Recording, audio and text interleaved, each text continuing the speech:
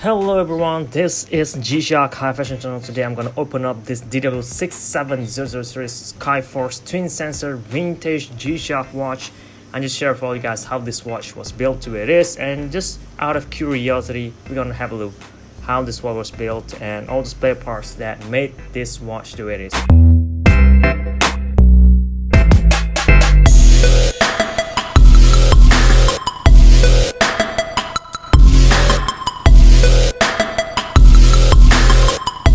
So first of all, we're gonna need to remove the watch band on this piece using a standard tool, because this watch band was locked with a basic spring bar, I believe, with every single watches out there. So remove this spring bar and right away it will pop out very easily. And if you guys want to learn more about this watch, you guys could check the unboxing and review video as well, which I already made talking about this piece, the backstory, and some of my thoughts and opinion on this spare model. So for this video, we're just gonna have a look right away into this piece. Not a lot of people own one of this, and I'm pretty sure not a lot of people who even own one of this want to disassemble this very vintage timepiece, because these watches tend to be really fragile over time, considering that this guy over here is already 25 years old and it is made out of resin. And to remove the bezel, we just need to remove these 4 screws on the sides over here using a standard screwdriver as well. So let me take my time right now.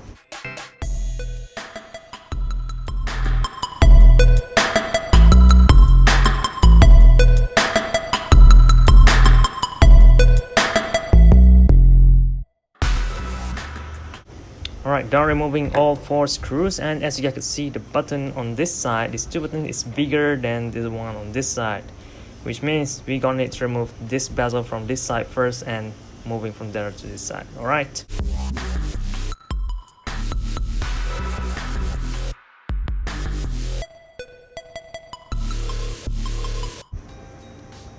Alright, there it is, finally able to remove this part, and wow, it's really hurt, man.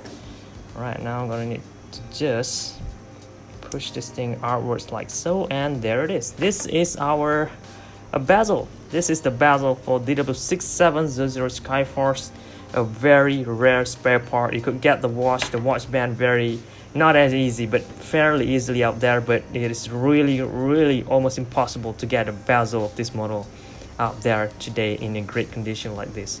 Look at that, this consists of 2 parts, I believe. Look at the army green thing in there. It looks like it was glued in there though. Look at that. So I'm pretty sure 2 separate parts, but it builds and it makes the watch looks like a singular parts. Very nice.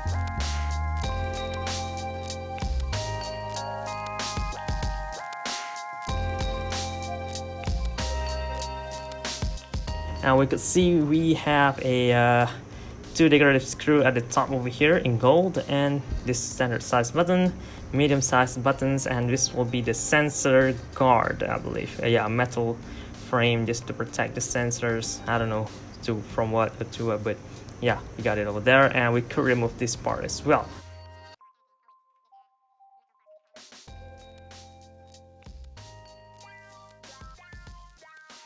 This 2 screws comes in silver, by the way. I believe most interior parts will come in silver. Only the exteriors comes in gold. Even the back plates comes in silver though. Okay, and now we could remove this screw at the top as well. I don't think this used to lock anything. Oh wait, this metal part, so they fall off. I forgot to remove it. Alright, this plastic part is pretty much rubbery, like that. And this metal part over here is solid. It's really nicely made, very nice. Look at all those tiny 4 holes in there, very precise as well. So it's very incredible details that we are seeing over here on a watch that is like over 20 years old. So now I'm gonna need to remove the screw at the top here. Let's see how it was made.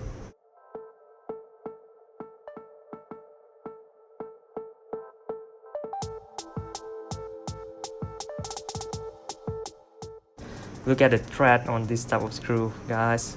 So different from the rest of the screws that we got today.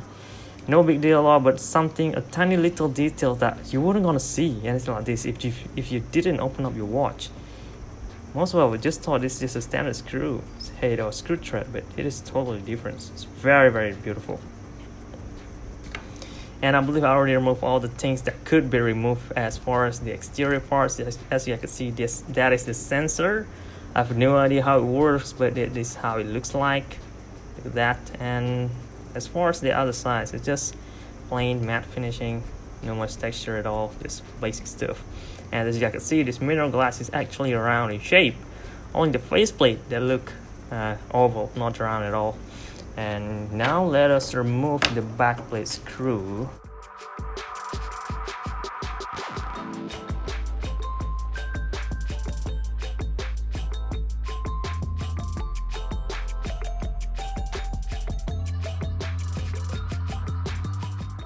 This is the interior of a DW-6700 G-Shock watch. Before we get to that, this is the backplate. As you can see now, it's shaped differently as well. Have this bulging out part at the side over here for the sensor, and this will be the piezoelectric speaker, I believe, and some sort of dates. I believe the previous seller swapped the battery at this date, so that is a nice indicator over there for me to note about. And you can see we have H26 on the speaker. I have no idea what that means, but it is something over there. This part feels pretty heavy and hefty. You can actually feel the quality they use for the material that they use to make this backplate alone. And we have here a shock absorber. Still hold up very well. Didn't feel any signs of this thing beginning to rot yet. You can see all those cushioning points as well. We're sitting at the back now, done on that. And this will be the engine. And before we could remove the engine, I'm pretty sure I'm going to need to remove this sensor knob or thread first. This ribbon that's connecting to the module all the way to the sensor part over there. So in order to remove this orange ribbon thingy, we're going to need to remove the screw on top of it first, as holding it onto place.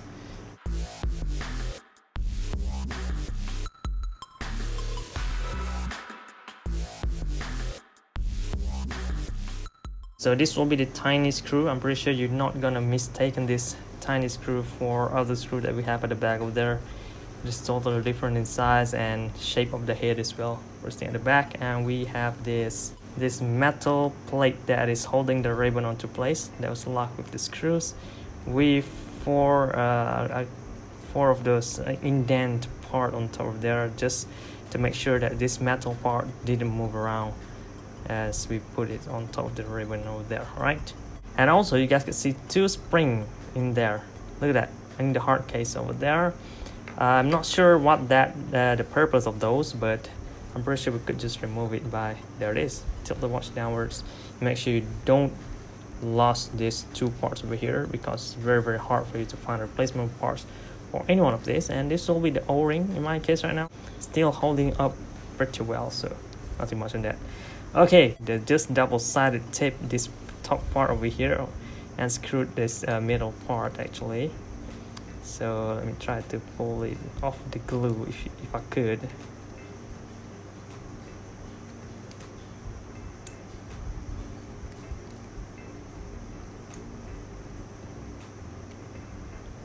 And there it is, already coming out now.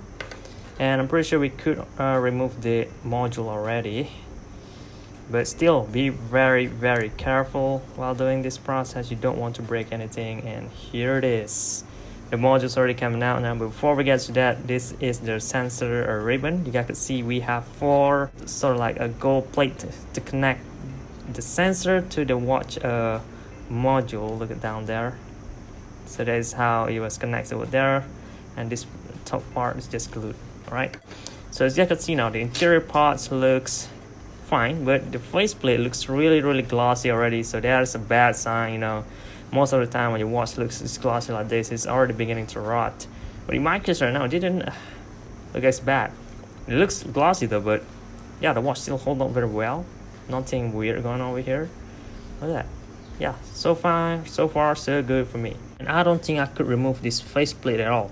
It looks like this part is like glued to the hard case or glued to the mirror from this side over here, glued over here all around this black region over there.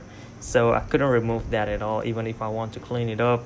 So if you want to clean it up, if your watch have some sort of foggy white thing, you could just add cotton buds, and just scrape it off bits by bits here and there. That's the only way I could think of. If you want to clean up your watch, you could try to dip the watch in the water, but I want to recommend it as much because we have the electronic parts over here, and also you might ruin some tiny little details for the printings in there. They are really tiny and they are really old. You don't want to scrap out any of those writings in there because there's no way you could fix that after if that part was removed. So that's as far as the hard case, and this will be the engine. It comes with this rubber cushioning on the sides, so this part is standard. You guys already seen this type of construction in, I believe, every vintage watches out there. And of course a metal module holder. I think I could remove this part as well out of the way, and there it is, holding up very well. Solid stainless steel. Pressing at the sides now, and this is the engine.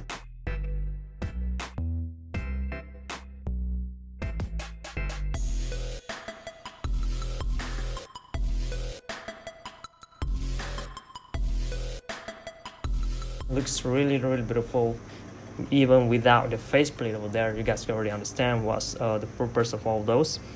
And looking at the back right now, as you guys could see, there's something different as well. This watch don't have one of those piezoelectric speaker connector spring, so you don't need a spring. You just need two of this metal part, and this metal part over here is what connects the speaker to this metal backplate and produce the sound.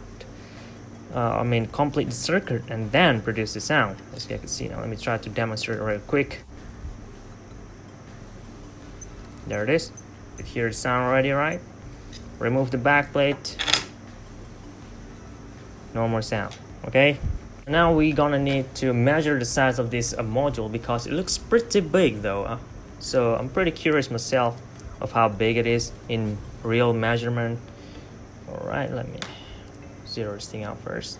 So side to side measurement, it looks like a round shape, but we're still gonna measure the top and bottom and side to side as well. 32.85 millimeters side to side measurement, which is pretty big for an old watch. And top to the bottom, we're gonna have a look at 31.32 millimeters, somewhere around there. So pretty big watch if you compare this to other watches that I disassembled before. And also if you compare this to a latest release module of watches, it is almost the size of the engine from a Modmaster model as well. For the thickness though, 6.61 millimeters only, so pretty much standard. And interesting because Casio G-Shock could fit all this twin sensor 20 years ago in a tiny pack like this guy over here. Look at that. The module itself is pretty tiny compared to the whole piece. I could just fit it in here if I'm not mistaken. Look at that. Almost like the same size. Pretty interesting. Oh, I just dropped it, but still hold up very well with sports plastic, so it's pretty soft and shock absorbent as well. So this will be the mode stopwatch Friday, and as you guys can see now, we have an error writings at the bottom of the display because this module couldn't detect the presence of the sensor, so that's why error appeared over there. And if I'm not mistaken, we couldn't use the barometric graph. We could because this is a previously recorded informations, but the watch couldn't record any recent reading, of course. However, the temperature gauge still working fine, 33.3 degrees Celsius right now. And for the mode, the altimeter is pretty much disabled as well. Alright, press this over there, and we could test the light button as well. Look at that, it's glows in orange on this angle over there, but very bright though if you look at it alone, but it didn't glow the whole display at all, just barely able to use it anyway.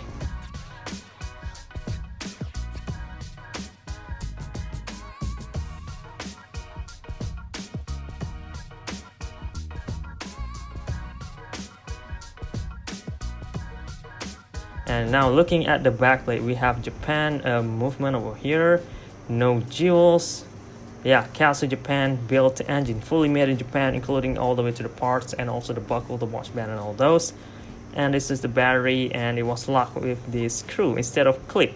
Look at that, a screw to lock the clip on the bezel. That's very interesting. As you can see how the metal, the design of the electronics in here, very detail made and beautiful as well. They look really symmetrical as well. as far as the side goes, it looks very nice, even though nobody gonna see this, but they still put efforts in making the watch to the way it looks right now. It's very beautiful. All right guys, and yeah, this video is taking too much time now.